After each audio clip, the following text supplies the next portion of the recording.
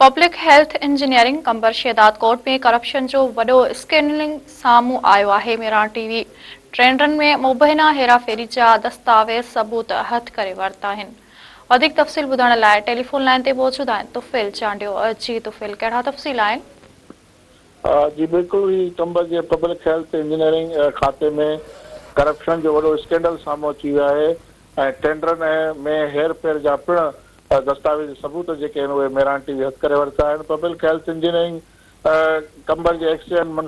मुसवर कलोड़े पारां तरक़ियाती कमनि जे टेंडर में मुबैना तौर ते वॾी करप्शन ऐं पंहिंजा नवाज़ी मनपसंद माण्हुनि खे नवाज़ण जा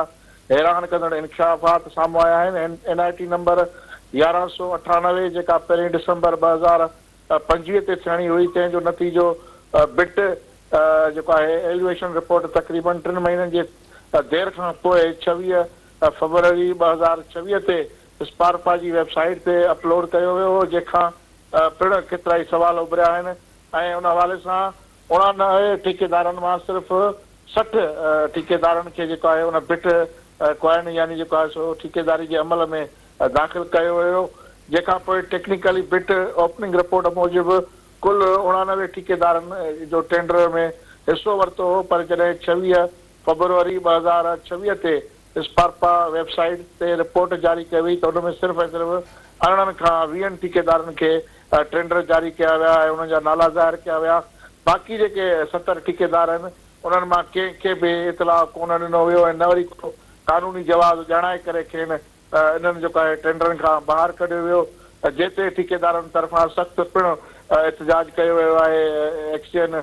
मुसवर कलोड़े ख़िलाफ़। ऐं हुनजो इहो चवणु आहे त मुसवर कलोड़ो जेको आहे उहो जेको आहे पंहिंजी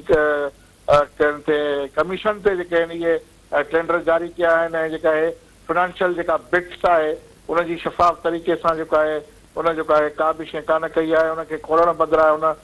जेको आहे बंदि कमरे में वेही करे इहे टेंडर जारी कया आहिनि। जॾहिं त टेंडर जमा कराईंदड़ ठेकेदारनि अक्सर ठेकेदारनि या जेके बिड्स क्वाइन हुया उहे खोलण जो वक़्तु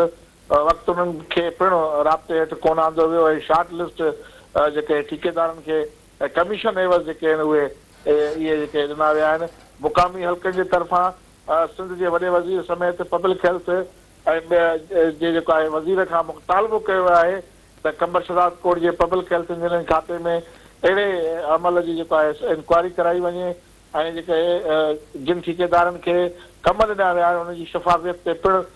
जेको आहे पंहिंजो सवालिया निशान आहे त उनजे कमनि जो पिण जाइज़ो वरितो वञे, छो त जेका बिटकॉइन जी कमीशन आहे उहा मुसवर कलोड़े तमामु घणी वठी करे जेको आहे उन्हनि खे इहे पंहिंजा टेंडर जारी कया आहिनि। जी तुफ़ैल चांडियो, महिरबानी आवाज़ जी।